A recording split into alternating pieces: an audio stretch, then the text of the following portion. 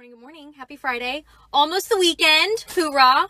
I am about to walk some shoes into Berkeley's school because the shoes that I told her were too small and that she shouldn't wear, she wore them and now her feet hurt. She was in a Target bag, cute little Target bag with a note that reads, "I told you they were too small. Love, Mom." If she was not the sweetest child in the world, I might have practiced some tough love, which is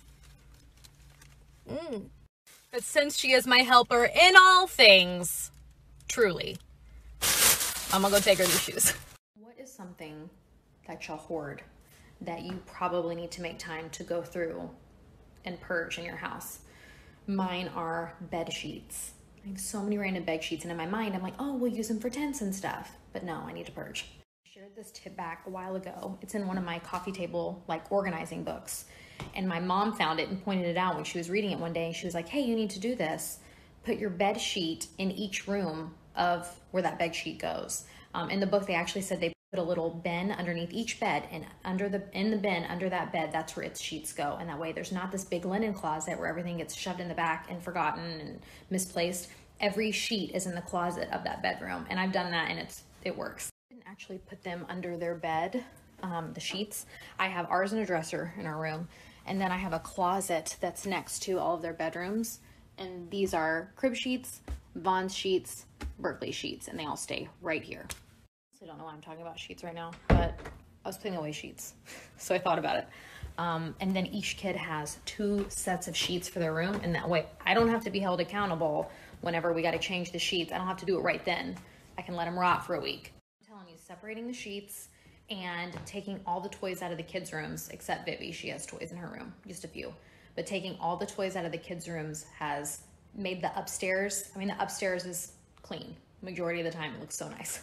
I know I've shown this before, but I feel like some people are gonna be like, well, then what are they tidying up? We've left books. See, lots of books in there. And then some art supplies. Oh, no, that's empty.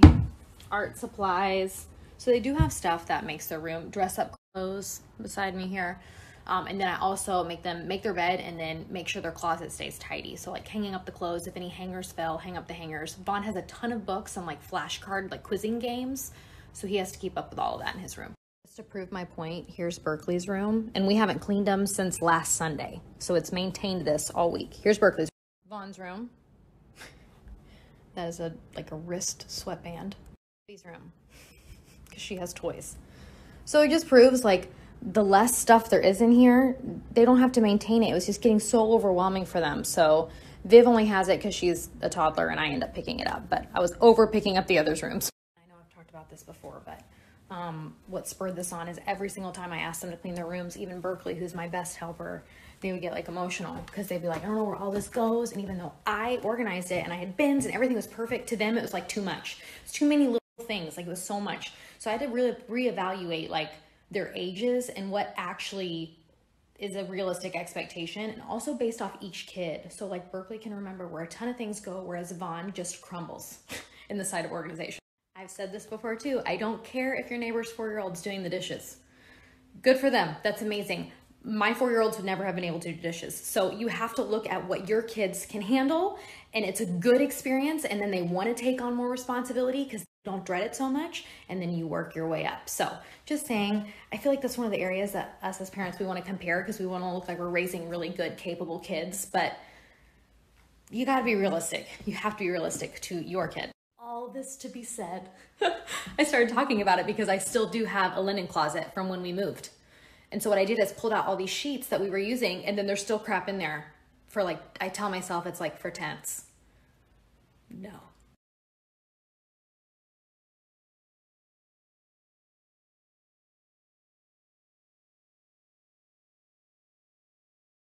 Yes, Sunday evening is when they have to go into the playroom and pick it up. I don't know, it might be well, that's kind of the same thing, right? They're still cleaning all their toys. There's something different about me being right in the next room where I'm still talking to them, or they're like, where's this go? Because I have that window in my kitchen so I can see them, and I'll gently remind them where it goes. I don't know, there's something about me being within earshot versus them having to maintain their room upstairs by themselves all week.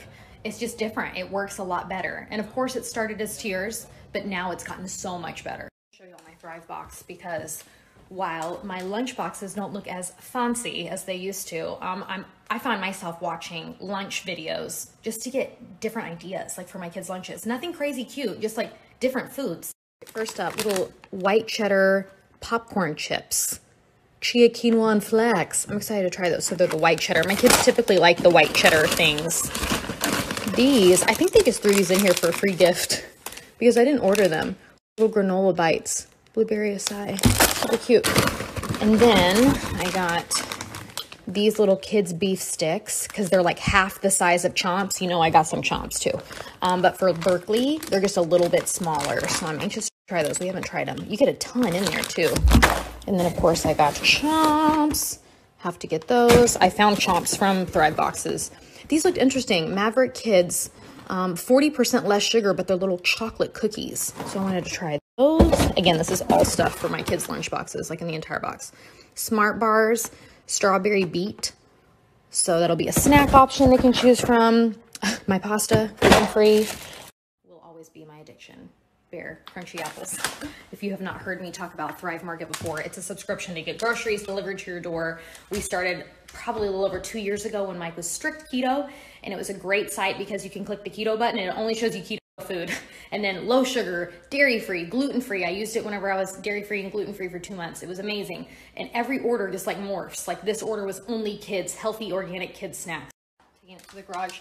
Their current promo is $20 off your first order plus a free gift. So you can tap on the sticker and you can check it out, and the discount should be automatically applied.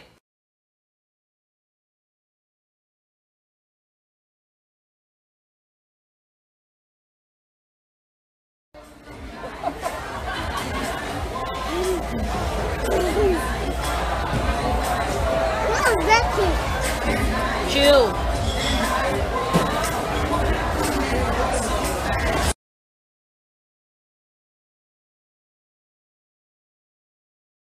You sure that's Venus, Vaughn? Yes, brightest star. Who told you about it? Oh, I watched on Weather Channel, and it said you might be able to see Venus right by the moon. In September? Yes. Wow, that's pretty cool, huh?